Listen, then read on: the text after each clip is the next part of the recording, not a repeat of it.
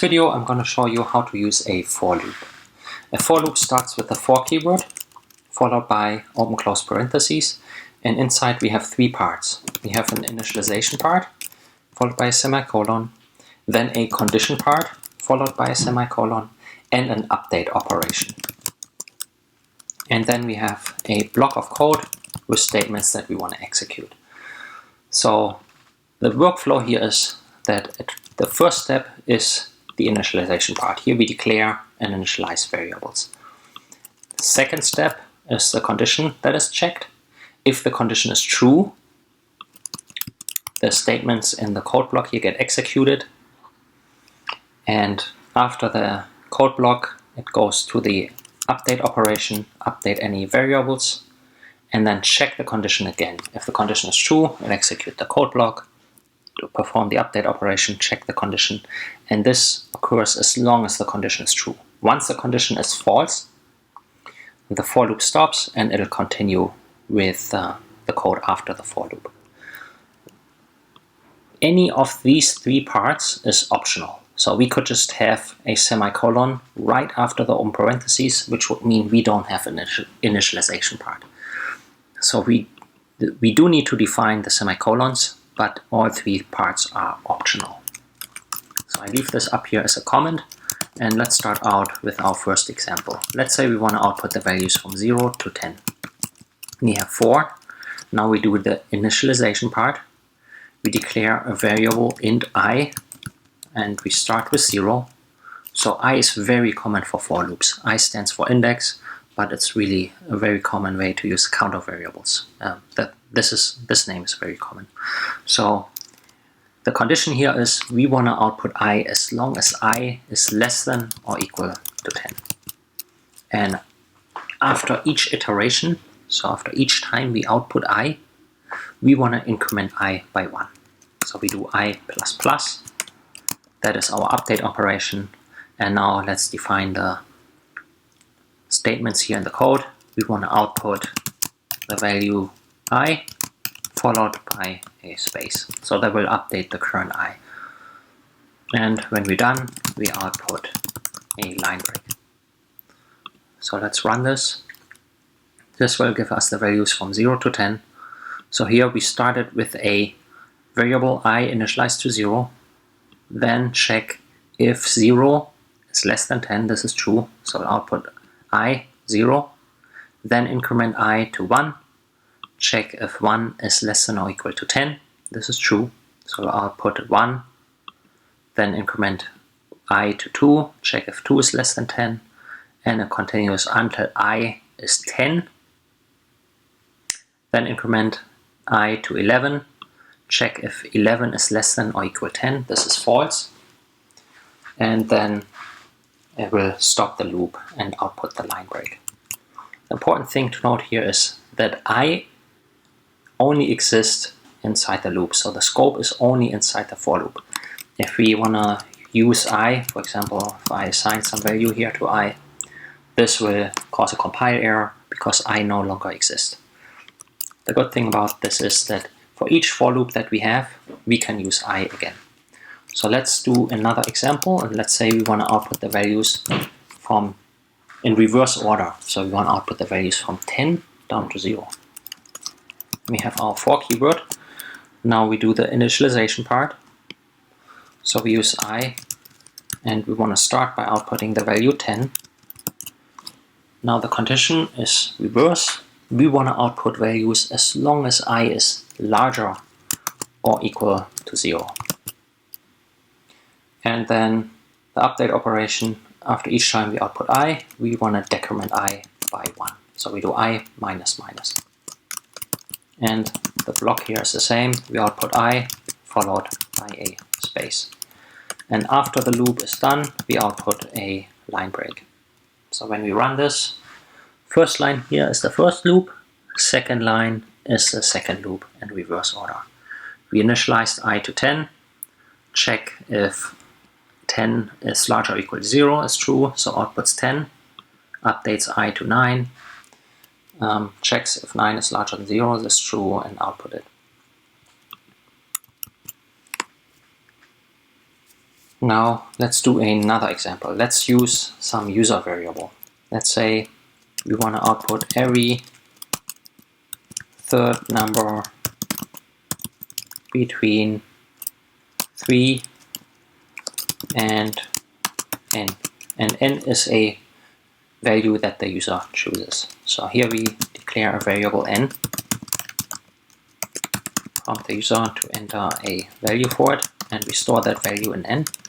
And now we do the for loop. So for loop should start with the value 3. So we do for, declare a variable I, initialize it to 3.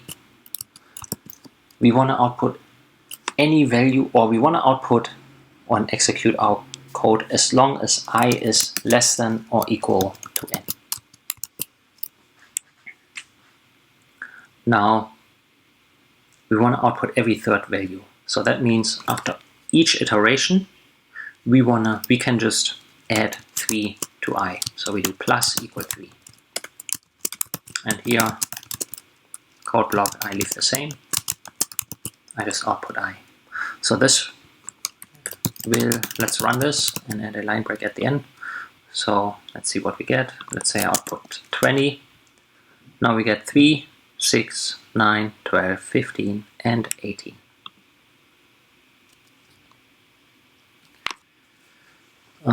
So you can see it starts with 3, and after each time it adds 3 to it. Now let's modify this a little bit, and let's say instead of spaces we want to add a comma. So we replace the space with a comma. I run this and use the same example like last time, 20, and let's say we want to have a comma but not after the very last one. So inside this block and any for loop we can always write another for loop, if conditions, whatever we have at our disposal. So here let's use a condition and check if we want to output a comma. So we have some kind of expression where we check if this expression is true, we output a comma, and this line here we replace by just outputting a value. So essentially what I want to do here is I output the value I output value 3, and the next time I run I output 6, comma and 6. So essentially I'm saying if I already output a value, then I add a comma. If I haven't outputted a value yet, I do not output a value. I do not output a comma. And how do I know if I already outputted some value? I know when I is larger than 3. Because the first time when I is 3, I know I didn't output any value yet. So let's run this. And let's say I'll put 20 again. You can see now we have the comma except the last one. So the way this works is we initialize I to 3. 3 is less than n. Then it checks, is 3 larger than 3? This is false. That means I know I start at 3. So when I is 3, I know there's no number yet in the output, so I don't need to add the comma. So it just outputs 3 here. And the next time I is larger than 3, so it knows, okay, there must already be some output, so I add the comma and then followed by the next number. So the first iteration, it just outputs 3. The next iteration, it outputs the comma and the 6. So this will be the next iteration. And then the next one will be comma and 9. Let's add another example, and this time not output values, but let's output some characters. So let's say we want to output a sequence of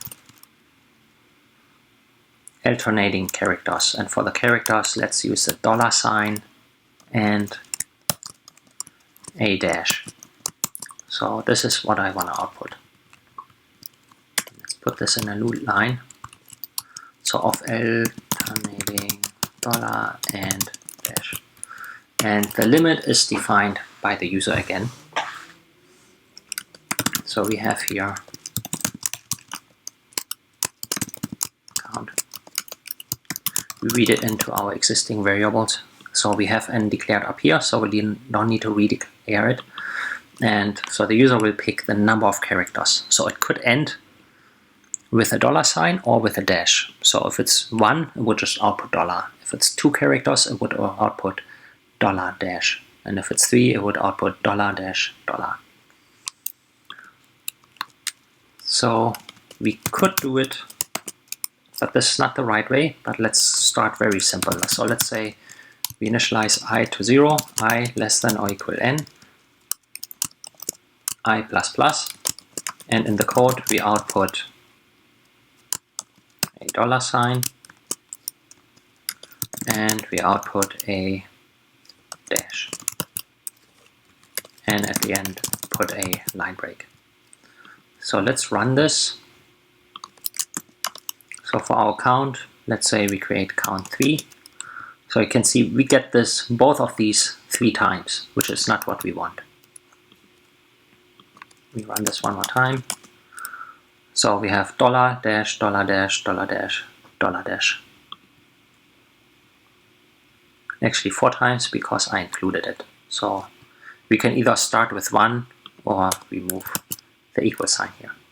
But what we want is really just the characters, not the combination of both each time. So what we can do here is, let's add this. Let's say we have our integer variable I, the counter, and this is the sequence that we're outputting. So this is what I is. So what we can see here, when I is 0, we want to output the $sign. When I is 1, we want to output the dash. When I is 2, we want to output $sign. 3, we want to output the dash. So looking at this pattern here, we see when I is even, 0, 2, 4, 6, every time it is even, we want to output the $sign. And whenever I is odd, we want to output the dash. So we can add a condition here that checks if I is even, we output the $sign, or if it's odd, we output a dash. So let's do the condition if I mod 2. So if the mod operation basically checks if there's a remainder. So if I divide by 2 and I get the remainder, and if the remainder is 0, I know it's an even number. I could, without a remainder, I could divide by 2. So if there's no remainder, I output the $sign. And otherwise, in this case, I is odd, I output the dash. Now if we run this, and let's say I output 5, we can see I get 5 characters, $dash, $dash, $dash.